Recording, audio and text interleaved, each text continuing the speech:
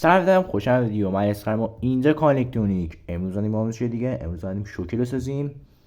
دوستان ما چند تا ساختیم ما، یعنی چند پارت. این بغلا میاد، اونا رو هم برید ببینید. حالا مهم نیست اونا رو زیاد برید ببینید، این مهمه. این سری اصولی میخوام بهتون یاد بدم. میخوام بهتون بگم چه جوریه، چون خیلی‌ها کامنت نوشتن که ما نفهمیم چه جوری چیز کردی فلان، چه جوری فلان. این سری میریم اصولش یاد میگیریم دیگه. این سری هم یه سی خوبی که داره، من وسایلش رو بهتون میگم و داخل باکس میخوایم درست کنیم. باکس، این باکس رو میتونید در دیسکورد تهیه کنید.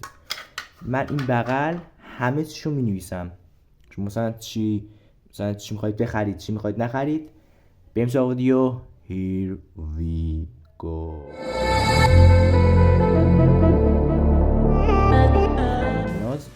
باکسی که بهتون گفتم این بغل دقیقا اینجا میذارم، قیمتشون هم میذارم دقیقا چه مدلی، اسمشونو. یکی از باکس میخوام که دوستان این برای کلیدمونه که با لحی میتونید راحت در بیارید. اینم برای پیچامونه، میتونید از میخواید استفاده کنید. جا باتری، خود باتری لیتیومیه.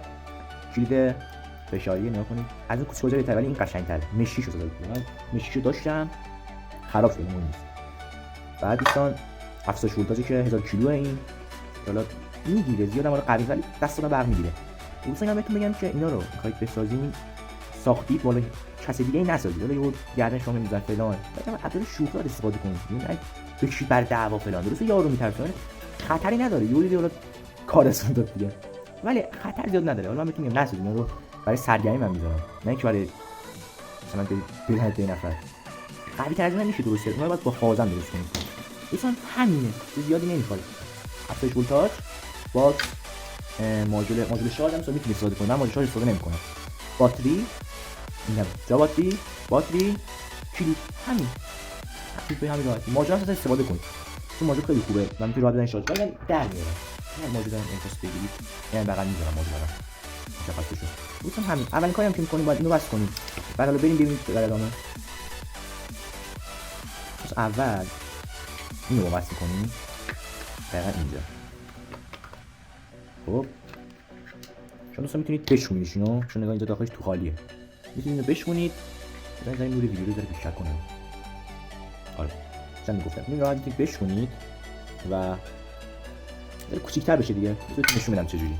مثلا اینو آماده دارم عقب، بهتون نشون بدم.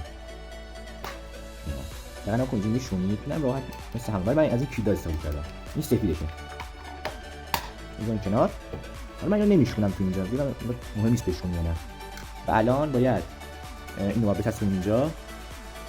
دوستان اینو چسبوندم، مثلا دستگاهمون اتصالی کرد بود. سر آتیشو میگیره بالا، مهم نیست. برای سرتون چی شد؟ بهتون نشون بدم.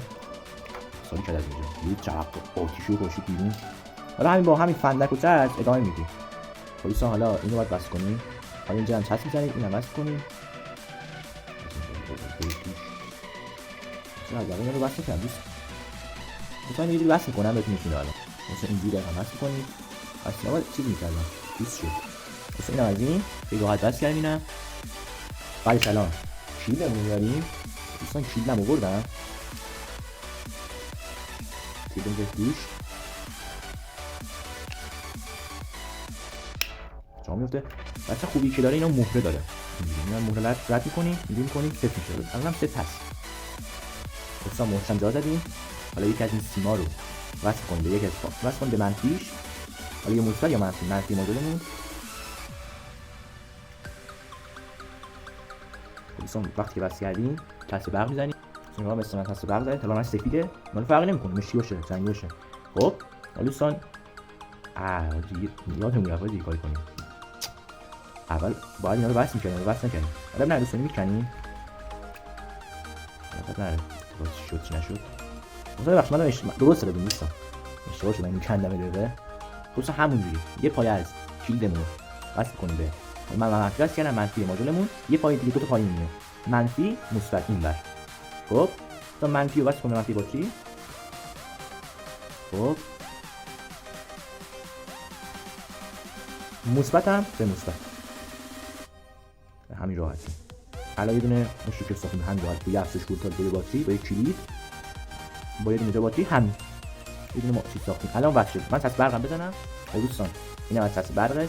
الان این تستش باتری جا میندازیم، میذاریم اینجا. لیست ما حالا همینجوری فلک بذار روش دیگه. وقتی که شارژ هم تمام شد باتری در میارید. میتونید بعدا بزنید شارژر باتری لیتیوم هم بهتون یاد بدم تو ویدیو قبلی. یه شوکه ساده و اصولی همین راحتی.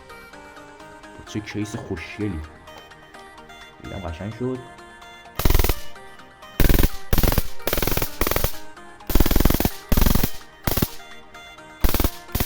لایک کامنت سابسکرایب نره. با حساب دیگه بدرود.